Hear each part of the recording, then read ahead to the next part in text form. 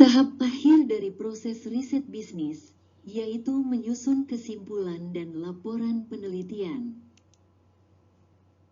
Tahap ini sering dianggap sederhana, padahal justru disinilah seluruh hasil riset diuji nilainya. Riset yang baik tidak berhenti pada analisis data, tapi pada kemampuan menjelaskan dan merekomendasikan tindakan nyata. Satu tujuan tahap akhir riset tahap ini memiliki dua tujuan utama. Menarik kesimpulan yang menjawab tujuan riset secara ilmiah dan logis.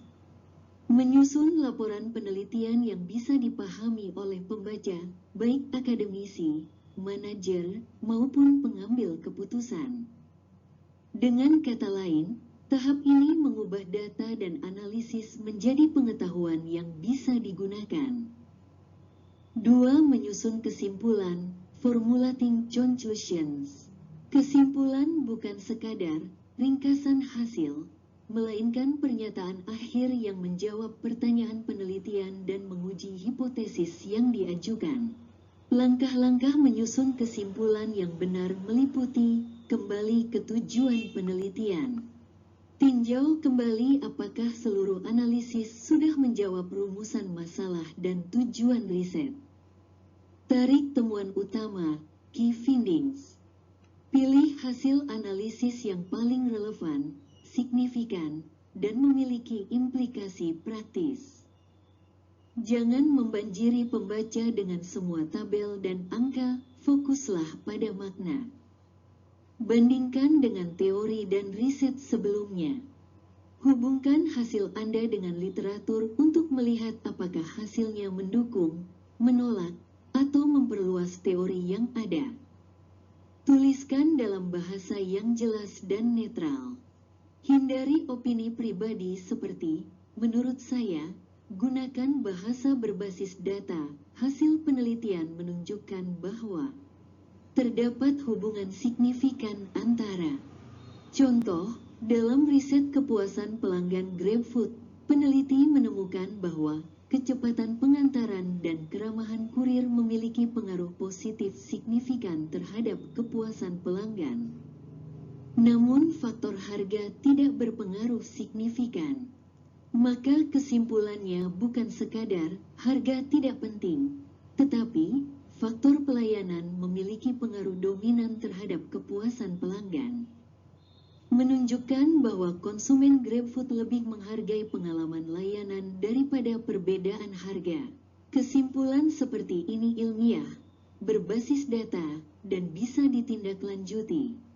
3. Menyusun rekomendasi manajerial, managerial implications. Dalam riset bisnis, kesimpulan selalu diikuti dengan rekomendasi praktis. Riset bukan hanya untuk mengetahui apa yang terjadi, tapi juga apa yang harus dilakukan. Langkah membuat rekomendasi, hubungkan temuan utama dengan keputusan bisnis yang relevan. Pastikan rekomendasi bersifat spesifik, realistis, dan actionable. Gunakan pendekatan SMART, spesifik, measurable, achievable, relevant, time-bound. Contoh, jika riset menunjukkan kepuasan pelanggan sangat dipengaruhi oleh kecepatan pengiriman, maka rekomendasi bisa berupa: manajemen perlu meningkatkan sistem penjadwalan kurir dan memperluas kerjasama dengan mitra logistik lokal untuk menurunkan waktu pengantaran rata dari 30 menit menjadi 20 menit dalam 3 bulan ke depan. Rekomendasi seperti ini tidak hanya akademik, tetapi bernilai strategis. 4. Menyusun laporan penelitian, preparing the report. Laporan riset adalah produk akhir penelitian yang akan dibaca, dikritisi, dan digunakan.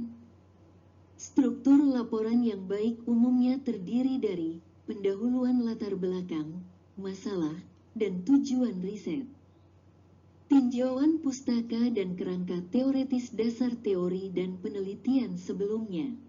Metodologi desain riset, teknik sampling, instrumen, dan metode analisis. Hasil dan pembahasan temuan utama, tabel, grafik, interpretasi hasil. Kesimpulan dan rekomendasi jawaban terhadap tujuan penelitian dan implikasi manajerial. Daftar pustaka dan lampiran referensi ilmiah sesuai format APA 7 Tah Edition.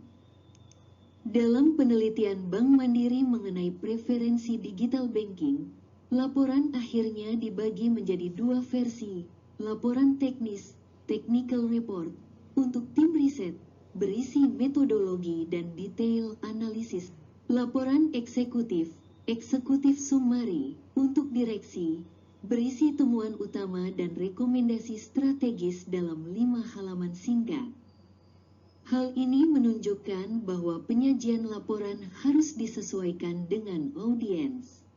Manajer tidak perlu membaca regresi, tapi mereka butuh rekomendasi yang jelas dan terukur.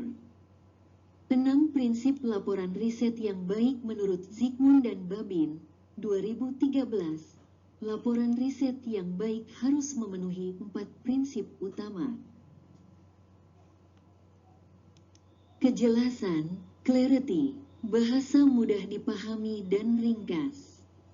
Kelengkapan, completeness, semua bagian penting riset dijelaskan. Ketepatan, akurasi, tidak ada manipulasi atau interpretasi berlebihan. Relevansi, relevans, temuan dan rekomendasi harus sesuai kebutuhan manajerial. 7 visualisasi dan komunikasi hasil laporan modern tidak hanya berbentuk teks. Gunakan grafik, infografis, dashboard, dan storytelling visual untuk menyampaikan hasil. Alat seperti Excel Dashboard, Power BI, atau Google Data Studio kini banyak digunakan untuk membantu perusahaan memantau hasil riset secara dinamis. Contoh, dalam survei kinerja UMKM digital oleh Kemenkop UKM, hasil riset divisualisasikan dalam dashboard interaktif yang menunjukkan tingkat digitalisasi per provinsi. Visualisasi seperti ini membuat data lebih mudah dipahami dibanding tabel panjang. Riset tidak selesai ketika data dianalisis, riset selesai ketika hasilnya bisa digunakan. Kesimpulan dan laporan adalah jembatan antara penelitian dan keputusan. Mahasiswa harus mampu menyimpulkan berdasarkan bukti, bukan asumsi, menulis laporan yang sistematis, dan menyampaikan rekomendasi yang bermakna bagi organisasi. Akhirnya, inilah nilai sejati riset bisnis, turning data into insight and insight into action.